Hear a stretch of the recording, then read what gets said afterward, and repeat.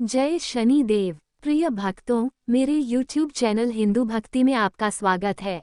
आज दिनांक 2 अगस्त 2025 शनिवार का पावन और पुण्यदायक दिवस है। वह दिन जो न्याय के देवता, कर्मों के दृष्टा और शनि महाराज की उपासना के लिए समर्पित है।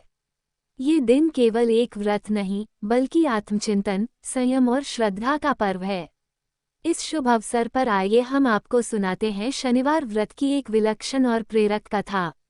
एक ऐसी कथा जो न केवल शनिदेव की अद्भुत शक्ति और न्याय की महिमा को प्रकट करती है, बल्कि यह भी सिद्ध करती है कि भक्ति और सत्य की राह पर चला हर व्यक्ति अंततः अंधकार को पार कर प्रकाश की ओर अग्रसर होता है। शनि देव जब कृपा करते हैं तो भाग्य बदल जाता है, और जब वे चेतावनी देते हैं तो वह अवसर होता है आत्मशुद्धि का, जीवन को धर्म और नीति से सजाने का। एक समय की बात है जब नवग्रहों सूर्य, चंद्र, मंगल, बुध, बृहस्पति, शुक्र, शनि, राहु और केतु के बीच ये विवाद उत्पन्न हो गया कि उनमें सबसे महान और शक्तिशाली कौन है। प्रत्येक ग्रह स्वयं को श्रेष्ठ सिद्ध करने पर तुला था। सभी अपने अपने प्रभाव, तेज, शक्ति और महत्ता के प्रमाण देने लगे। बात इतनी बढ़ गई कि वह विवाद एक गंभीर कलह का रूप ले बैठा। जब कोई समाधान नहीं निकल पाया तो सभी ग्रह देवताओं के राजा इंद्र के पास पहुंचे और उनसे न्याय की याचना की। इंद्रदेव ने नवग्रहों की बात ध्यान से सुनी, किंतु उन्होंने इस विषय में निर्णय देने से इनकार कर दिया। उन्होंने कहा, हे देवगण, ये कार्य अत्यंत जटिल है और पृथ्वी पर एकमात्र व्यक्ति हैं जो निष्पक्षता और धर्म के साथ इसका निर्णय कर सकते हैं, महाराज विक्रमादित्य। राजा विक्रमादित्य सभी ग्रहों की बात सुनकर संकट में पड़ गए। वे जानते थे कि अगर किसी एक को छोटा घोषित किया गया तो वह नाराज हो जाएगा।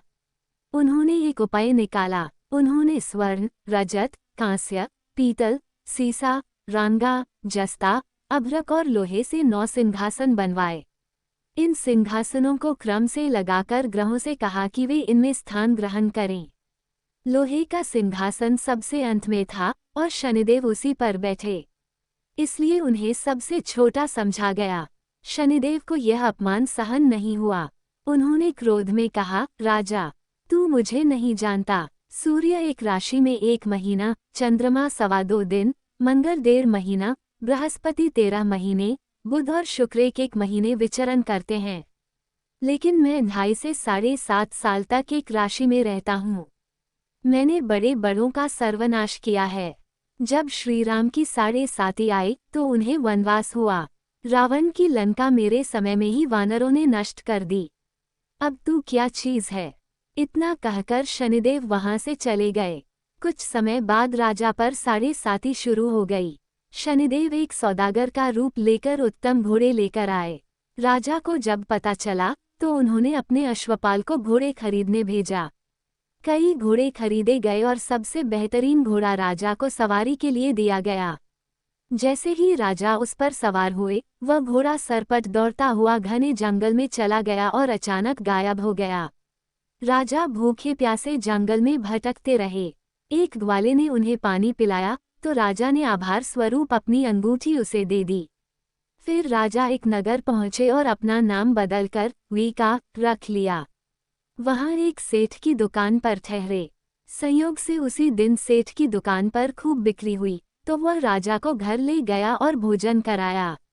घर में राजा ने देखा कि एक हार दीवार पर टंगा है जिसे एक खूंटी निगल रही है। थोड़ी देर में वह पूरा हार गायब हो गया। सेठ को संदेह हुआ कि वीका ने हार चुराया है। उसने राजा को कोतवाल को सौंप दिया।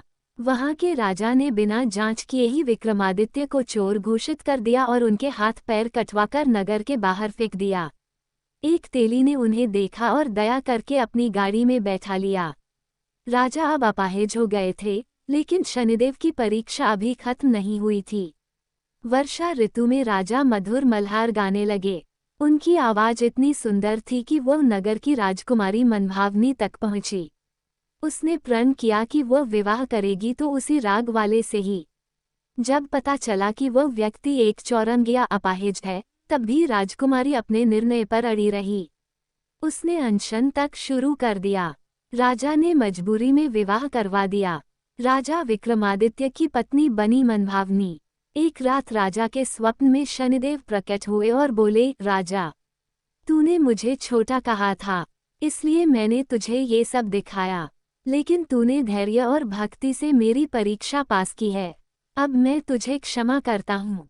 इतना कहकर शनिदेव ने राजा के हाथ पैर वापस कर दिए। सुबह जब राजकुमारी ने देखा तो हैरान रह गई। राजा ने सच्चाई बताई कि वो कोई विका नहीं बल्कि उज्जैन के राजा विक्रमादित्य हैं। ये सुनकर सब प्रसन्न हुए।